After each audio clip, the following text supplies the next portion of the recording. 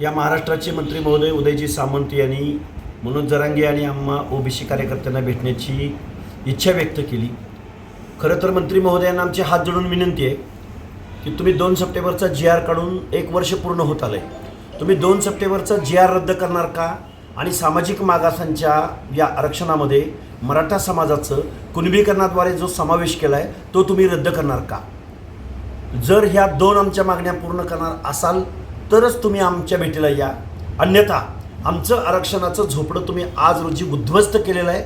1 वर्षभराच्या कालावधीमध्ये कुठलाही महाराष्ट्रातला मंत्री किंवा आमदार किंवा खासदार किंवा मुख्यमंत्री किंवा विरोधी पक्षाचा नेता ओबीसीच्या बाजूनं बोललेला नाही। आमचा इथल्या सर्व पुढाऱ्यांवरती राजकारण्यावरती आरोप आहे की आज रोजी आमचं ओबीसीचं आरक्षण संपलेलं आहे। त्यामुळं 2 सप्टेंबरचा GR रद्द करा आणि मराठा समाजाला जे तुम्ही SC-BCचं 10% आरक्षण दिलं आहे किंवा जे तुम्ही EWSचं आरक्षण दिलं आहे ते तुम्ही त्यांना द्यावं। 27% आणि परत वरचं 2%, 29% पुढचं आरक्षण मराठा समाजाला तुम्हाला कुठलं द्यायचं ते द्या। पण आमच्या या 27% आरक्षणामध्ये कुणबीकरणाद्वारे जर मराठा समाज येणार असेल तर त्याला आमचा ठामपणे विरोध असेल। ओबीसी कैसे तुम आगे बढ़ो, हम तुम्हारे साथ हैं। प्रश्न विचारा। 1 सप्टेंबरला आपला संघर्ष आणि एल्गार मोर्चा मुंबईला जातोय, कशा पद्धतीचं नियोजन आहे? बघा, 1 सप्टेंबरला पुणे जिल्ह्यातल्या दौंड तालुक्यातल्या पाटस टोल नाक्याला हजारोंच्या लाखोंच्या संख्येनं माणसं तिथं जमतील आणि हजारोंच्या संख्येनं 4 व्हीलर म्हणजे गाड्या तिथं जमतील आणि तिथून आमचा ओबीसी संघर्ष यात्रेचा, ओबीसी आरक्षण बचाव यात्रेचा, ओबीसींचा आर्त आक्रोश आम्ही मुंबईला राजधानीच्या दिशेनं जिथं कायद्याचं सभागृह ज्या मुंबईमध्ये आहे तिकडं आमचं आरक्षण बुडवण्याचा निषेध करण्यासाठी आणि आमचं आरक्षण वाचवण्यासाठी आम्ही मुंबईच्या दिशेनं 1 सप्टेंबरला दौंड पाटसच्या टोल नाक्यावरून लाखोंच्या संख्येने निघणार आहोत। आपण या संदर्भात राज्यामध्ये दौरे करतायत, कशा पद्धतीचा प्रतिसाद आहे? प्रत्येक गावामधून आजपर्यंत मी 60-70 बैठका घेतल्या। त्या बैठकामध्ये एका बैठकीमध्ये कमीत कमी 20 ते 25 4 व्हीलर त्या गावातून निघणार आहे। हा लढा कुठल्या धनदांडग्याचा नाही, कुठल्या आमदाराचा नाही, कुठल्या खासदाराचा नाही, कुठल्या पक्षाचा नाही। हा लढा गावगाड्यातल्या 300-350 ओबीसी आणि भटके विमुक्त जाती जमातींचा आहे। ओबीसींची चेष्टा करून ओबीसी विस्थापित आहे, ओबीसी एकत्रित नाही, या आमच्या आगतिकतेचा, आमच्या मागासलेपणाचा, आमच्यावर होणाऱ्या सामाजिक अन्यायाचा गैरफायदा इथल्या शासनानं घेऊन आमचं आरक्षण बुडवलेलं आहे। या महाराष्ट्राच्या मुख्यमंत्र्यांनी आमच्या हक्क अधिकाराचं संरक्षण केलेलं नाही।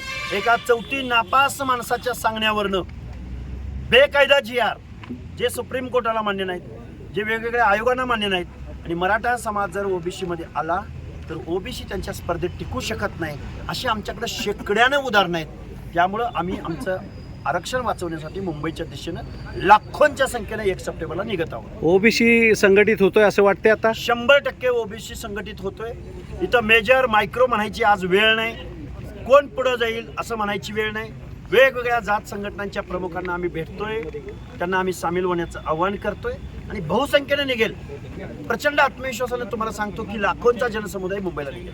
शासनाचे मंत्री म्हणतायत की ओबीसीचं न काढता आम्ही मराठा समाजाला आरक्षण देणार आहे।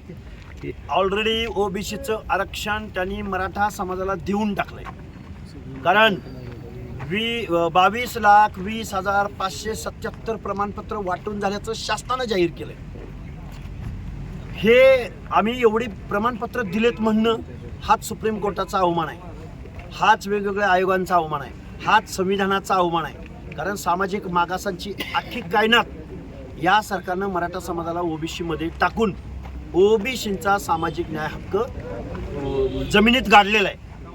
ओबीसींच्या आंदोलनाची दखल शासन घेते असं वाटतंय? 1 तारखेला शासनाला दखल नव्हे, 9 मंत्र्यांना दखल घ्यावी लागेल, विरोधकांना दखल घ्यावी लागेल, प्रमुखांना दखल घ्यावी लागेल, मुख्यमंत्र्यांना दखल घ्यावी लागेल। या मंत्रिमंडळातील ओबीसी मंत्री आहेत त्यांना आपण काय आवाहन कराल? त्या मंत्र्यांना मी सांगेन, तुम्ही बोला, ओबीसी आहेत म्हणून तुम्हाला स्थान आहे। ओबीसींचं जर आरक्षण गेलं तर तुम्हाला साधं तिकीट सोडा, तुम्ही विसरून जाल हे सगळे हक्क अधिकार। त्यामुळे बोला, बोलायची वेळ आहे। तुम्ही नाही बोलला तर ओबीसी तुम्हाला त्याचा सवाल विचारेल. ओबीसी बांधवांना आपण काय आवाहन कराल? ओबीसीनं एकत्रित येण्याचं आवाहन करतो. आता नाही तर परत कधीच नाही. 1 सप्टेंबरला लाखोंच्या संख्येनं आपल्याला पाटस दौंड तालुक्यातल्या पाटसला जमायचं आहे आणि मुंबईकडे निघायचं आहे. ओबीसी